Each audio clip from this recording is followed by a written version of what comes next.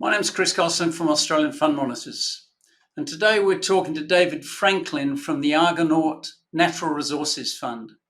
David, good afternoon. Well, thanks, Chris, and thanks for the opportunity to have a chat today. So firstly, Argonaut. The Argonaut Group is Perth-based. It consists of a transaction-based stockbroking business, a corporate advisory business, and the funds management business. The funds management business started in January 2020 with the launch of the Argonaut Natural Resources Fund. And what that focuses on is the Australian resource sector. We can invest from the small companies up to the big companies, and really leverages off Argonaut's position as a specialist in the resources space. And you're based in WA. Does that give you a specific benefit or advantage, an edge as far as being where the action is? What Western Australia is fortunate to have is a broad spread of commodities. So, particularly a lot of the energy transition type commodities. So, lithium, nickel, a bit of copper, etc. So, that's a real advantage where the companies are based here. We can get access to management very easily, and it helps us stay on top of the stories. If you look at the Australian market, the resource sector probably accounts for something like 25%. So it's a relatively small part of the wedge of the equities market. And then when you take out stocks like BHP, Rio, FMG, and the oil and gas stocks, it narrows even further. So what you've got is companies exposed to commodities like copper and nickel and lithium that aren't broadly covered. And there's still some opportunity there, and that's really what we focus on. We don't exclude anything, but what we're focused on is the commodities that we think will do best, and then the companies that produce that commodity. And I think we're going from a history where the resource sector was dominated, particularly by iron ore and coal, to one where I think the opportunities over the next decade to 2 decades are going to be in those energy transition metals, So that's really where we're focused. Now, when we take a positive view on iron ore, we'll look at BHP and Rio, etc. But we see better opportunities in some of the other commodities. Is this just a whole change in the dynamics of resources and energy? Well, we see it as a multi-decade transition. It's going to take a long period of time, but ignore climate change, decarbonisation, at your peril. And Australia has really lagged globally, a commitment to that energy transition, and I think we're now being pushed, kicking and screaming down that path, and really following, the trends of the EU, China, the US. Now we're coming on board, so we think that's positive. It's going to take time, to achieve the decarbonisation that needs to happen. A lot of investment needs to go into renewable energies, areas like possibly nuclear, and the move out of fossil fuels. I think firstly coal, and then down the track, gas and oil. So it's going to take some time to get there, and I think it's going to really require a mix of technologies and a mix of solutions. And that's going to take decades, and that's where we think the opportunity is. How does the portfolio actually look? Is it broad-based? Is it concentrated? What's the process involved? What we try and do is have a very disciplined process. So we look at 3 sort of high-level things. We look at the market and what's happening in the market. We look at macro, so the key themes that we think will impact on the resource sector, and then we sort of do the bottom-up, micro analysis of companies.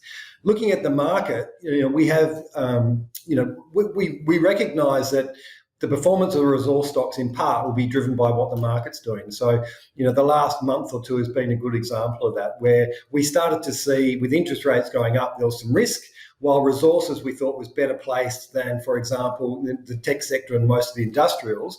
We recognised that in a sell-off that the market in general would be hit. So what we did is we boosted our cash. We moved from some of the smaller cap stocks that were into bigger cap companies, looking for liquidity and quality. And that's kind of where we sit now. So our cash is a bit higher. From there, we then say, well, at the macro level, what are the key long-term resilient themes that we think will drive the resource market? Notwithstanding there might be some short-term hiccups and some volatility, but where do you want to place your money for the next decade. And clearly we've talked about energy transition. We see that as a fundamental driver. But the second aspect is really around geopolitical risk and what's happening globally as far as the growth of the Chinese economy, the tensions between China and the US, and the different political systems, the autocracies versus the democracies, and also the religious conflicts. So, without sort of going into those in specific detail, what we're saying is there's going to be tension, there's going to be uncertainties caused by those, and we also want to factor that into the portfolio. So what that drives down to then is what are the commodities that we think are going to do best? And so we think on the energy transition, the three you really want to be in is copper, nickel, and lithium. The areas you want to be in for geopolitical risk is particularly gold. But then you also need some flexibility. And I think what's happened in Ukraine, and Russia is a good example of that. But from an investment perspective, it's really brought oil and gas into the forefront. So in our portfolio, we've increased our exposure there.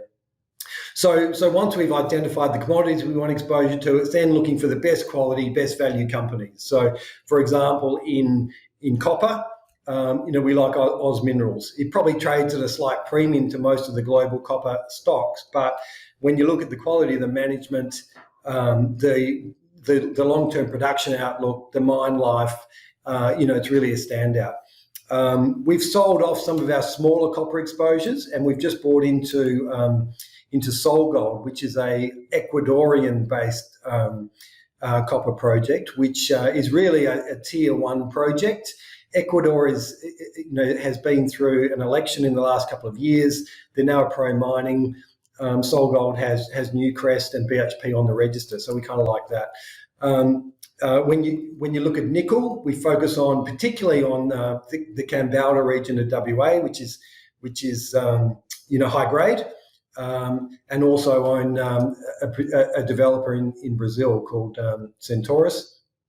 On the lithium side, I think that's a really fascinating market just because there's so many moving parts. It's a small market, and the actual market for lithium is going to increase by a multiple of 4 or 5 times over the next 5 to 10 years. And so you've got a lot of uncertainty in the market about how quickly EVs will take market share and therefore drive demand for lithium. You've got a big disparity between contract prices and spot prices. So again, when you're doing your cash flow models, what number do you factor in there? But I think the key is demand for lithium will remain very strong for a long period of time. And I guess the overarching point to make on commodities in general is it takes a long time to bring a new mine into production. And demand for most of those commodities is going to increase very rapidly. So there's always going to be this tension where supply is struggling to keep up with demand, and that's providing some pricing support. The final point I'd make is I think perhaps where the opportunity has been in the last year is that consensus commodity prices forecasts have been well below spot. And I think you're starting to see a re-rating and a reassessment of what commodity prices might look in the long term. But I think there's probably been a bit of an opportunity there where the market was underestimating what commodity prices will look like in the future. What are the constraints on actual portfolio construction? Look, we see the fund as being high conviction, so we can hold between 15 and 25 stocks. Typically, we're sitting around 20 stocks. As far as percentage weightings, normally they're between sort of 4 and 8%. We can go as high as 15% as a maximum weighting. Typically, we don't try and hold positions less than 4%. So if something's in the portfolio at less than that, it's either because it's on its way in or it's on its way out. We can't hold more than 30% of the portfolio in any one commodity. We can have up to 25 or 20% of the portfolio in overseas stocks that are listed on a major exchange. So we try to be, we're trying to manage risk in an area of the market, that's probably higher risk than some other areas. So let's turn to actual performance. It's been a pretty positive time for the resources and the small resources sector. during that period. How's the fund performed? In the 12 months to the end of April, the fund is up 72%.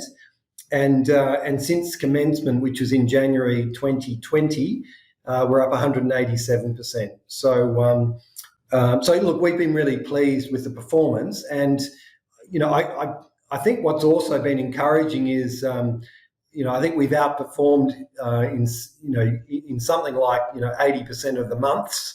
We've outperformed the index, and the index we compare ourselves against is ASX 300 resources. So that's been good. And we've outperformed in both up markets and in down markets. So that's been good.